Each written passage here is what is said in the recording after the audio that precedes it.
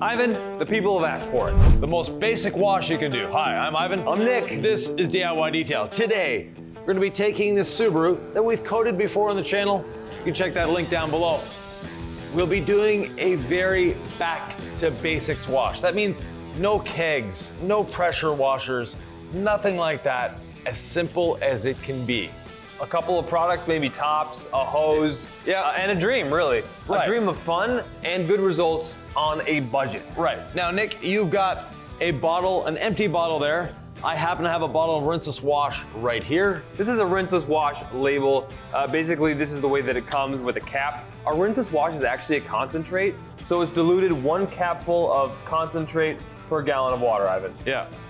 If folks have never used a rinseless wash, you've been talking about these for 20 years, they differ from traditional car soap. Yeah.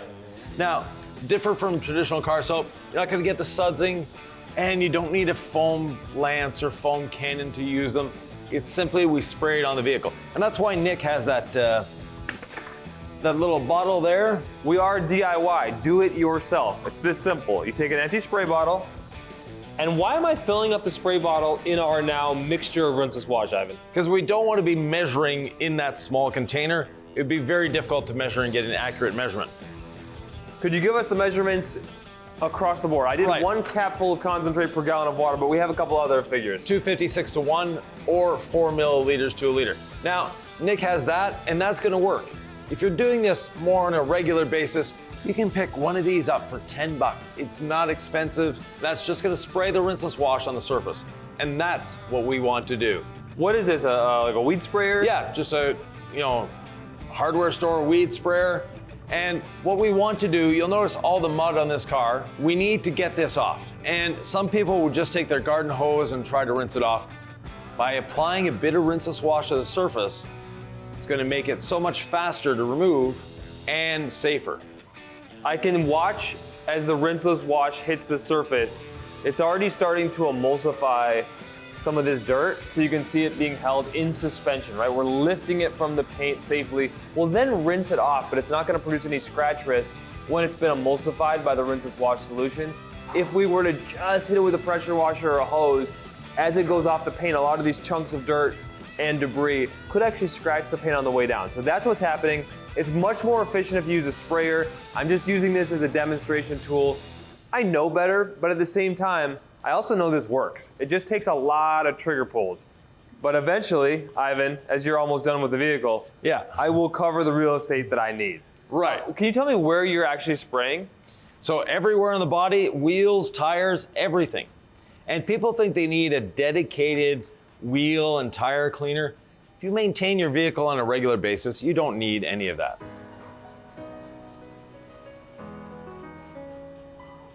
You can see exactly what the rinseless wash is doing here. It's lifting up the dirt off the surface, emulsifying it, making it safe for us to rinse it away.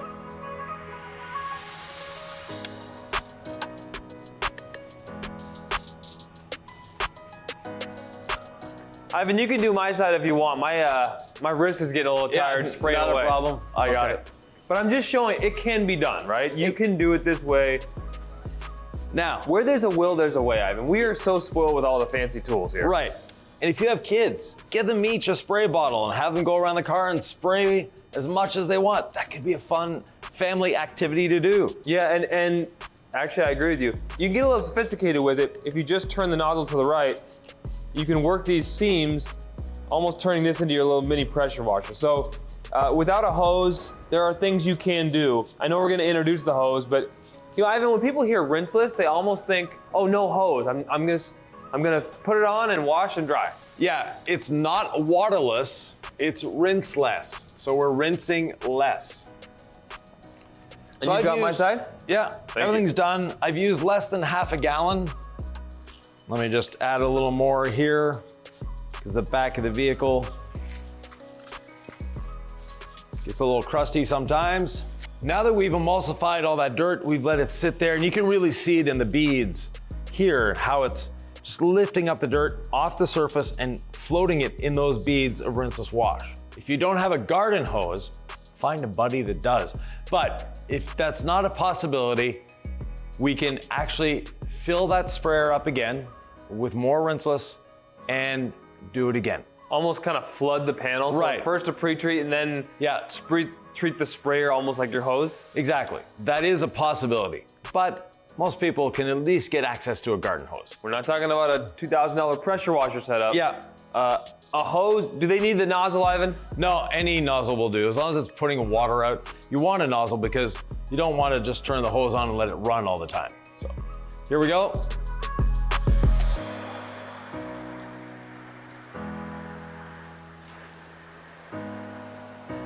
Okay, that is satisfying to watch.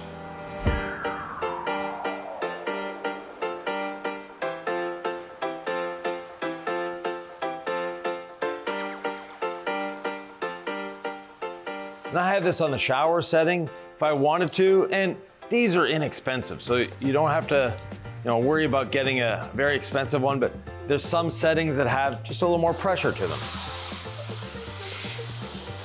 and uses a little less water.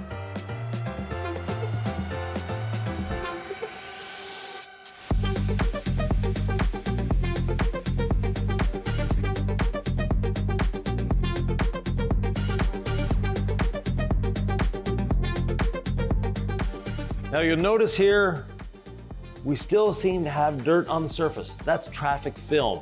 We've gotten rid of the grit, and that was our objective here, is to get rid of the grit.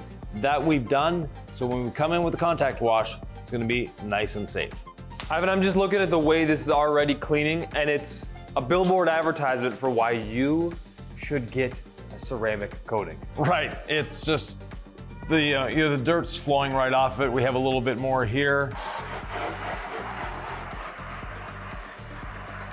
How about that little spot? Okay, that's gonna come, okay. Yeah, that just came right off. Yeah. Ivan, it's gotta be time to wash now, right? Almost. We want to add a little more rinseless wash to the surface for emulsification and to get things going. So I'm gonna refill my little pump sprayer here. Is there an art to that? Are you also dipping, or are you gonna re-dilute and mix? We have this wonderful tool here, Nick. It holds a lot of water in it.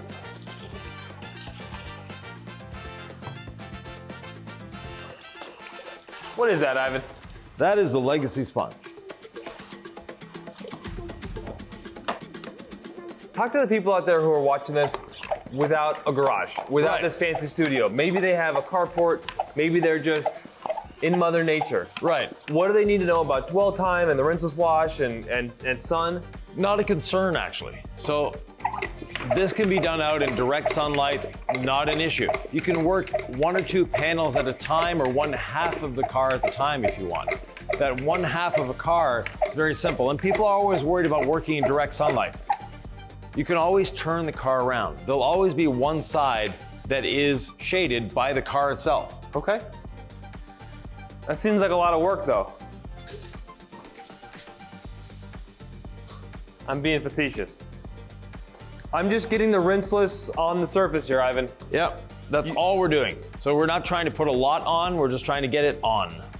And this is adding lubrication for our wash, or this is helping to clean. Why are we doing this for the second step? Adding lubrication, aiding to clean, and just making it so it's safer for a wash. Any areas that I want to make sure that I get versus areas I can miss in this step in terms of the spray? You don't want to miss anything, don't forget the wheels.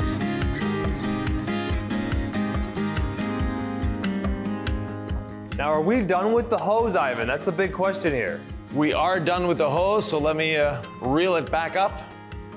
So this method requires just one hose step. One hose step, and that's it. What if we had just done rinseless wash, rinse, and then went right to our contact wash? What's the difference between that particular method? And I'm kind of dousing the panel. Is there anything wrong with overdoing it with the rinses on this step? No, but you don't want to run out in your sprayer. Yeah, I already got the whole car, so now I'm just doing what I do, which is adding unnecessarily large amounts of product because it's fun. Right. Which, fun is sometimes in line with safe. Sometimes my fun is too much product, and that's actually not a good thing, but this is fine. Oh yeah, not a concern. There are times when too much product will actually make your life harder. That's about 95% of the time. I don't mind the extra lubrication with the extra rinseless here before we do our contact wash, especially because we're gonna leverage that dwell time. We need to make sure we'll wash the entire vehicle. I don't want anything to dry up on me, and I think we're good there. Now, I've got about 4 gallons in this bucket, and I've got my rinseless wash. So again, Ivan with the big dilutions, 256 to 1, 4 milliliters to a liter, whatever. 4 gallons, 4 capfuls. Now, our capful is about ½ an ounce. Yeah. So the dilution ratio is actually 1 ounce per 2 gallons. It's another one for you, but it's just easy to do 1 capful per gallon in my head. So I just mix up the rinseless. I've got my Legacy sponge. And if this is your first time here, please subscribe to the channel. If it's not, you know Ivan LaCroix's famous saying is, squeeze out your sponge to the verge of dripping. So I've got it just on the verge of dripping, Ivan. Is there a reason why we don't want the sponge just full of rinseless wash? Couple of reasons, Nick. First of all, extra weight to carry around. It's sloppy, but we actually want the sponge to be absorbing the dirt off the surface into the sponge. Sponges are designed to absorb. Right. So if they're full of moisture, how can they absorb? I always think of it that way. Right. And if you look at the roof here, I did a pass with the sponge, and I have what looks like a lot of dirt on here still. So I'm gonna do a second pass with the sponge, and you can see how the sponge just lifts all that dirt off the surface. So how do they know when to do a red side and then a black side on the same panel? I know you explained it, but it may be hard for folks out there who've never done this before. Start with the red side here. So you look, and you see that the beads still have some of that dirt in them. So then you flip your sponge to the other side, go back over it, and that sponge will lift the dirt into the sponge, bringing it to the wash bucket, and safely expulsing it from the sponge. So if the beads are dirty after the wash, give it another pass. It might be easier to see on white paint, folks, than on black. Yeah. But you'll get a sense of it as you're washing the vehicle. When in doubt, do 2 passes. Okay. You know, this vehicle is on the verge of needing a ladder of some sort. So I'm using a ladder. Please don't be climbing on your vehicle. It's not a good thing to do. Why is it not a good thing to do? It's unsafe. It's hard on the vehicle. It's not designed as a ladder. Boy, you can really tell where you've been on this paint. Yes. Yeah, it really is amazing. That second pass with the sponge, this is my second pass. Look how clean it is.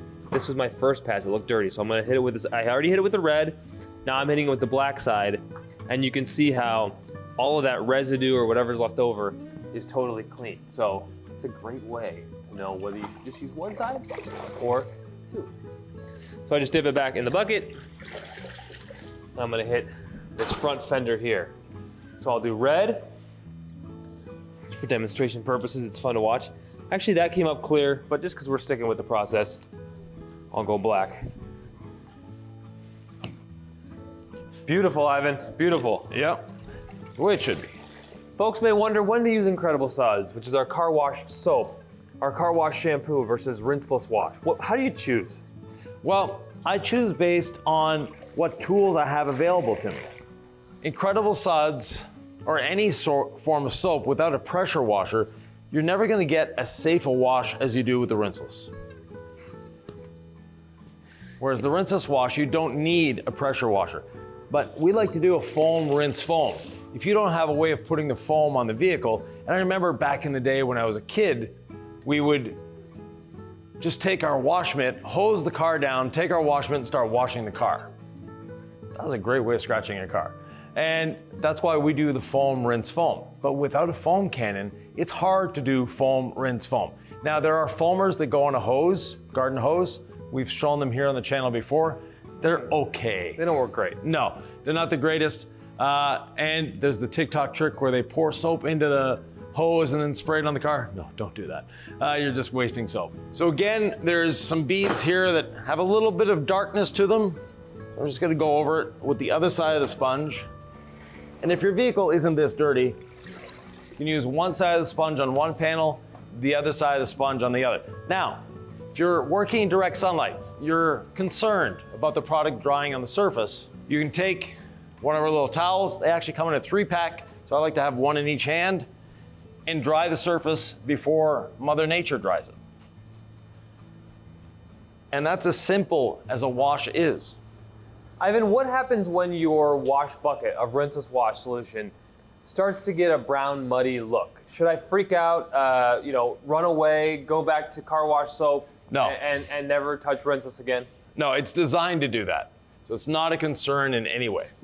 What's happening when it gets muddy like that? I think, for me, I'm not as good at the technical explanations, but when my wash media comes up clean after dipping it in the bucket, I don't have to realize or think about the science or the chemistry. It's like, does the thing touching the car get clean after I put it in the bucket? If so, I'm staying safe, right? Yes. And so I know it's working, but can you explain what people are looking at? Because they freak out sometimes. Right, so basically, what's in the bucket, the rinseless wash, when we pull this out of here, the sponge itself is clean every time. As long as it's coming out clean, you're fine. Do you like to dry panel by panel, or do you like to wait till the end and dry? I like to wait till the end, but like I mentioned, if you have an issue where you're working outside in direct sunlight or it's windy, then yes, you can definitely dry, or actually you can wash and dry panel by panel if you wanted to. Now, a lot of times you see us using a drying aid. We don't need a drying aid with a rinseless wash. Like we promised you, this is the most basic of washes, and with the rinseless wash, we don't need to add another chemical. Nick will definitely want to, but it's not a necessity. I was really hoping we could. There's some real purists out there who are like, I spent the money on the ceramic coating, or I put the work in to install it, or both, and they're like, I don't want to use a drying aid. I want this coating to stand on its own and just be what it is. I dried the hood in that front fender just to show that you can do it panel by panel. But if you can wait till the end to dry, the moisture has time to evaporate a little bit off the car, drip off the car, making your drying easier and faster. But you don't want it totally dry. Then you'd probably want to spray some more rinseless on. Yeah. You want some kind of lubricant under your towel when you dry, because that is a very risky time in terms of overall, of all the car washes that happen in the world, when people are drying the paint, Ivan, that's where I think they introduce a lot of scratch risk. 100%. Now this back bumper, I'm going to take a clean sponge and show you what happens. So I've washed this whole side of the car. It comes out of the water clean. I'm gonna do the bottom of the back bumper, the dirtiest part of the car at this time of year.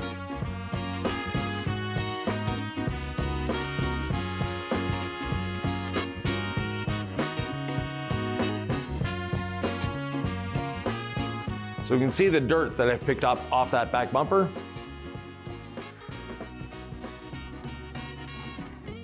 In, out, squeeze, I have a clean sponge again. Ivan, what happens if the rinseless wash dries on the surface before you get a chance to get there? I don't want to just be drying a dry panel. No, it's not a concern. We'll just spray a little bit of rinseless wash on the surface and we're good to go.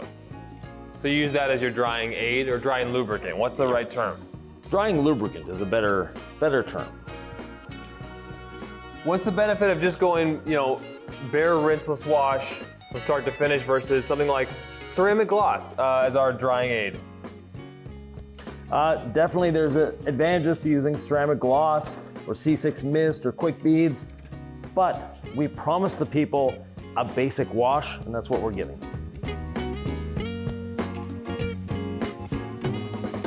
And remember, Nick, this car is coated. Just makes life easier for everyone. Absolutely. I mean, it's super easy to wash this way, especially when your car's coated. This is why you get a ceramic coating. Ease of cleaning. Yeah. Not because it's bulletproof, because it makes your vehicle such a joy to stay up on, right? You work a little bit so you enjoy it, right? If you work for it, you're gonna enjoy it. There's no doubt about that, the satisfaction that comes. But we don't want that work to be, we don't want it to be like exhausting. No. We want it to be something that you look forward to, that you will continue to do. If it's enjoyable, you'll probably do it more. And that's why I just love a coated car. 100%. People have been misinformed for a long time about coatings, that they require special maintenance and you need to do special things now because you have a coating. It couldn't be further from the truth. The coating makes your vehicle easier to clean, easier to maintain, you're gonna wash it less often because it stays cleaner longer.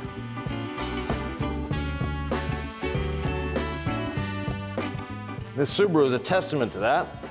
The owner of this vehicle is a good friend of the channel, and he knew we were coming back in town to film, so he didn't wash his car for a month in the winter. And look how easy it was to wash it off. Ivan, we haven't talked about wheel cleaning yet. We kind of breezed by on the paint, and sometimes when you're doing a quick wash, you don't even care about getting the wheels done. You just want to get her done. But how should we think about or go about cleaning wheels? We're gonna show that in a minute, Nick. All right. Once we're done drying, we'll do the wheels. The nice thing about a rinseless wash, you can break the vehicle into parts and sections and do just that section if you want to. I love the idea, Ivan, of just this being a precision wash. You know, just section by section, you wash. You could dry it section by section, or you could go ahead and do it at the end. Yeah. Now I see this is dried up on me a little bit, so you know, I could go ahead and just dry it, but I'm gonna just add a little lubrication just to show how that's done. Re-wet the rinseless there, and go ahead and dry this front area. Ivan, I'm over here. I don't know what you're up to. I'm about to do the wheels. It looks like you are too. I've got some rinseless in my sprayer here. I'm just gonna re-wet the wheel faces. Yeah. So I'm re-wetting the wheel. And again, this is a nice part about the rinseless wash. We can do part by part if we want. So now I've got the wheel all nicely doused with the rinseless wash using the same bucket. I'm not even gonna change buckets because now I've washed the whole car. Instead of throwing it away, now I can wash my wheels. What are you washing with? I can't see you over there, Ivan. Our wheel and body brush. Okay. If they didn't have this brush, could they just use a utility towel if we wanted to go as minimalist as possible? Yeah, you could use a towel or a microfiber, but the brush is much safer than a towel because it rinses away the dirt from itself as opposed to a towel holding onto it.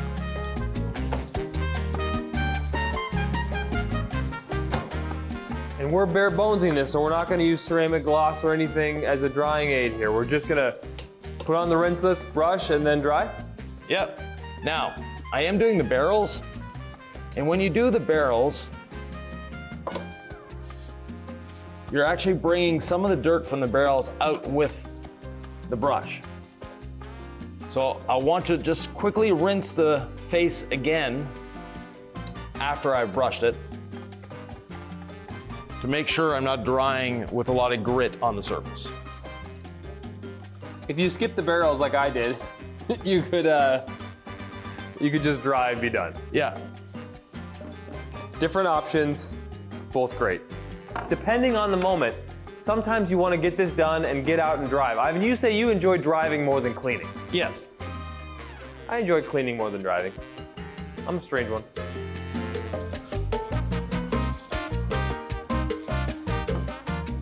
Wheel is now nice and clean. Just needs a bit of tire dressing and the car will be ready to go. How's it going on your side, Nick? It's going great. I didn't know if we were dressing the tires, so I'm gonna get to that. But other than that, we've got a clean ride, Ivan. You always dress the tires, Nick. Come on. You said basic, so I was like, how many products can we, right now we were at one product, right? We're at one product, now we've added a second, but tire dressing, it's so inexpensive. It goes a long way, and it just finalizes that look. I just had the vision of like the one product wash, you know, as Yeah. like a video. So I thought we were just to stick with that all the way through. But Well, yeah. we did a one product wash, but you gotta dress the tires. Gotta dress the tires, I agree. It changes the whole look of the vehicle, doesn't it?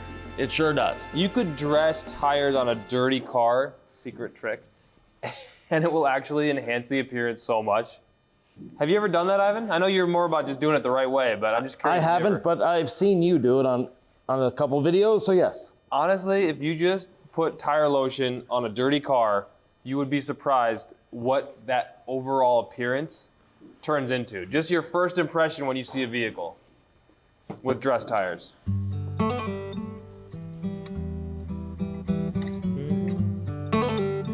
Now, Nick, this is one of the rare vehicles where we haven't needed a drip catcher. We didn't get the vehicle so wet that it's dripping. I think of economy with this wash. Economy of movement, economy of products and money spent. Yep. This is kind of the every person's wash, the everyman's wash. It is, it's simple, it's fast, it's efficient. It took us, what, 15 minutes to wash this car? Not a long time. And we now have a clean car, clean wheels and tires, and it's protected because of the coating that's already there. You may be interested in baby steps, so we've shown you how to wash this with one product. How about how to wash, decontaminate, and protect? Yeah. In about the same amount of time. In about 21 minutes, we show you in this video how to up your game without really upping your time.